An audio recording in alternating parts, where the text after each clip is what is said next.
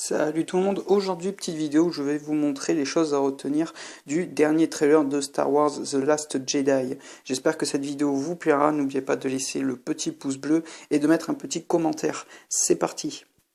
Alors, cette bande-annonce commence avec un homme de dos, il s'agit de Kylo Ren qui scrute ce qui semble être une usine du Premier Ordre. Nous pouvons voir des vaisseaux en arrière-plan ainsi que les AT-AT et les fameux Walkers.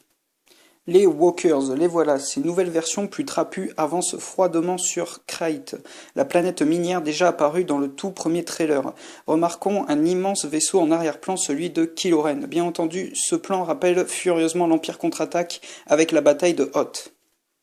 Ensuite, nous voyons Rey qui commence son entraînement sur la planète Ahch-To, qu'elle a rejoint à la toute fin du Réveil de la Force, un entraînement sous la houlette de Luke Skywalker. Plus tard dans la bande-annonce, nous voyons d'autres plans où l'on voit Rey s'entraîner au sabre. Il y a aussi un plan où nous voyons Luke avec sa main robotique qui prend le sabre de Rey qu'elle tend à la fin de l'épisode 7. Cela confirme le fait que ce nouvel opus se déroule juste à la fin de l'épisode 7 et qu'il n'y a pas des années qui se sont déroulées entre les deux films, vu que ça reprend là où Star Wars 7 s'est arrêté. Dans le Réveil de la Force, nous apprenions que Luke était parti à la recherche du premier temple Jedi.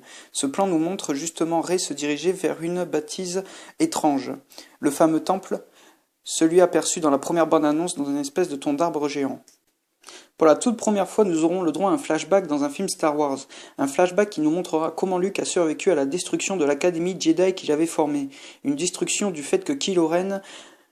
D'ailleurs, Luke enfonce le parallèle entre Rey et Kylo, d'où son hésitation à la former.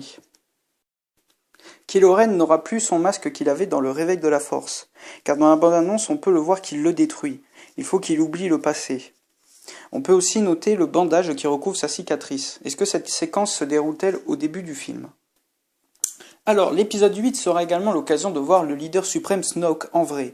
Snoke est toujours joué par Andy Serkis qui rencontrera Rey.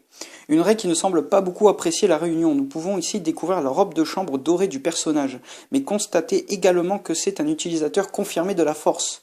De quoi encore attiser les théories les plus folles, mais qui est donc Snoke ?